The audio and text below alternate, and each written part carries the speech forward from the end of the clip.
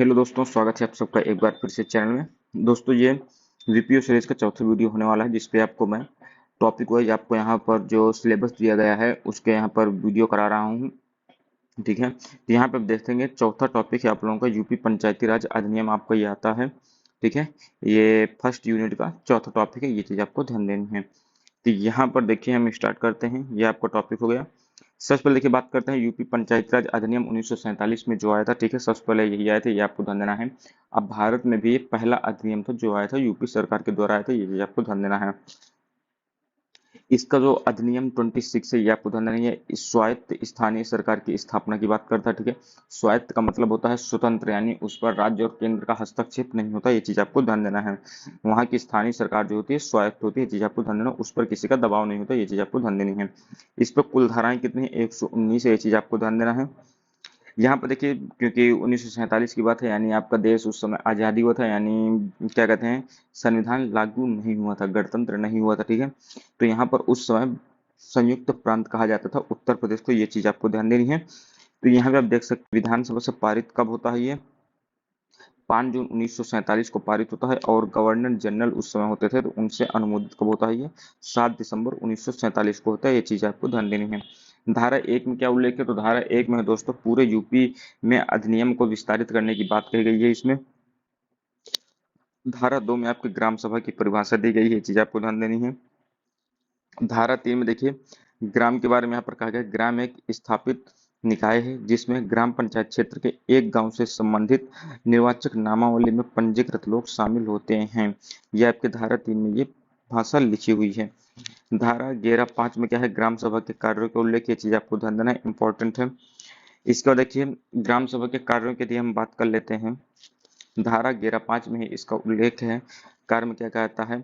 सामाजिक कल्याण कार्यक्रम जो होते हैं उनके लिए स्वयं सेवकों को जुटाना और दान देना, विकास कार्यक्रम का क्रियान्वयन करना, और साथ ही लाभार्थियों की पहचान करना उसके लिए, और आपके विकास कार्यक्रमों में सहायता करने की बात यहाँ पर कही गई है। ठीक है, विशेषताएं क्या है इसकी? तो विशेषताएं देखिए, ये आपकी कहे की है, उत्तर प्रदेश का जो आपका एक्ट आया था 1947 की, उसकी बात यहाँ पर की जा रही है, उसके जो है विशेषताएं हैं। तो यहाँ पर देखिए इसी के माध्यम से ग्राम सभा की स्थापना की जाती है, ग्राम पंचायत की स्थापना की जाती है, इनका कार्यकाल 5 साल का होता है।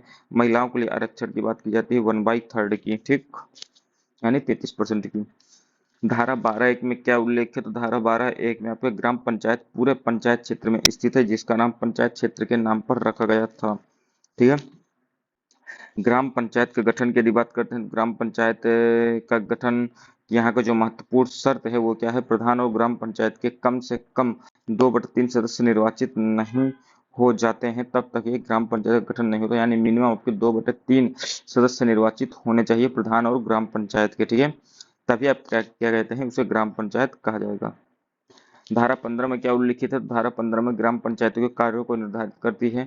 एग्जाम्पल क्या है? जैसे जैसे कृषि कार्य को बढ़ावा देना, मैदान प्लस चारागाह का विकास, भूमि विकास में सरकार की सहायता करना, लघु सिंचाई परियोजना से जल वितरण का प्रबंधन करना, डेयरी मुर्गी पालन को बढ़ावा देना, घाटियों में मत्स्य पालन करना। ठीक है, इसके बाद आपका धारा 12(3) में है, जिसका यहाँ पर क्या है, कार्यकाल की बात कही गई है ग्राम पंचायत की, ये 5 साल होता है। पहली बैठक कब होती है?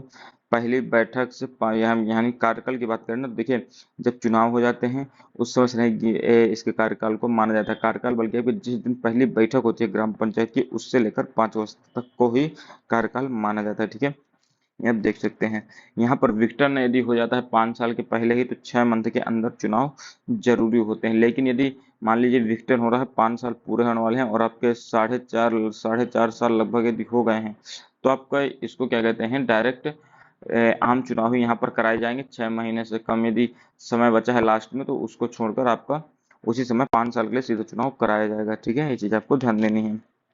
धारा 11 में क्या है? ग्राम पंचायत के प्रधान का चयन पंचायत क्षेत्र के निर्वाचित क्षेत्रों के निर्वाचक नामावली के पंजीकृत व्यक्तियों द्वारा किया जाता है। ग्राम पंचायत का जो प्रधान होता है उसका चयन आपके पंचायत क्षेत्र में, जो आपके निर्वाचन क्षेत्रों के अंतर्गत निर्वाचन क्षेत्र आते हैं उनमें जो निर्वाचक नियमावली होती है, उनमें जो पंजीकृत व्यक्ति होते हैं उन्हीं के द्वारा वोट देकर यहाँ पर ग्राम पंचायत के प्रधान का चयन किया जाता है। ये चीज आपको ध्यान देना है।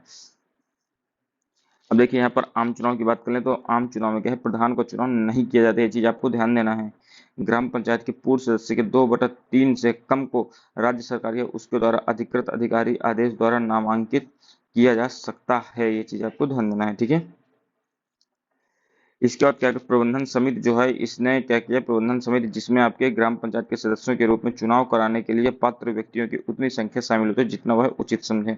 यानी आपके प्रबंधन समिति जो होती है, इस पर ग्राम पंचायत के सदस्यों के रूप में चुनाव के लिए जो पात्र व्यक्ति यानी अधिकारी वगैरह जो होते हैं, उतनी संख्या शामिल की जाती है जितनी वह उचित समझे, ठीक है।